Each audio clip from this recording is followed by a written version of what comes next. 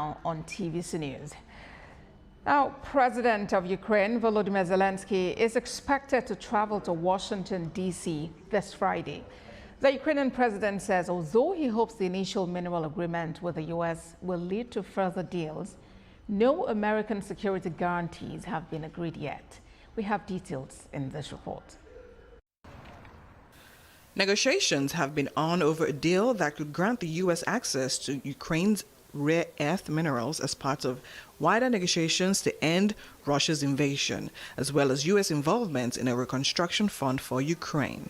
The Ukrainian officials said the terms were agreed after everything unacceptable was taken out of the context and is now more clearly spelled out how this agreement will contribute to Ukraine's security and peace.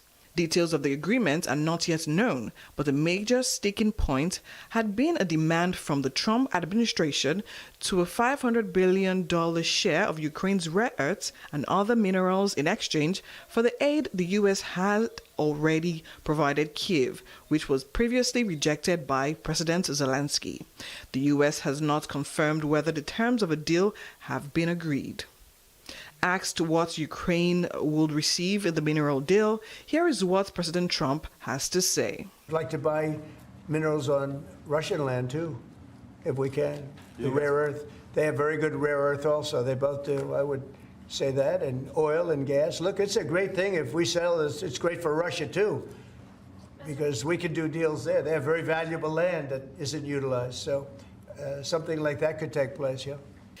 Ukraine has been pushing for security guarantees, with Kyiv not only keen to see the return of lost territory, but protection against a possible future Russian invasion. European leaders have also stressed the necessity for security guarantees for Ukraine as a condition for any future peace talks between Moscow and Kyiv. Following his meeting with Trump, French President Emmanuel Macron on Monday proposed boosting Ukraine's military capabilities and, if requested, to deploy British and French troops to keep the peace. British Prime Minister Keir Starmer, who will visit the White House tomorrow, said a U.S. backstop is needed for any Ukraine peace deal, which could potentially include security guarantees, American intelligence cooperation, air support, and heavy lift transport. There have been signs the two leaders were edging closer to an agreement.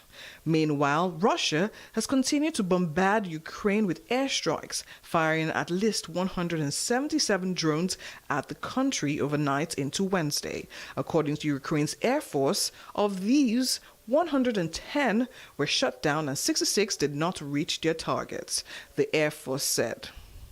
At least 7 people were killed in the overnight attacks, including 2 in Kyiv region, Ukrainian officials said on Wednesday.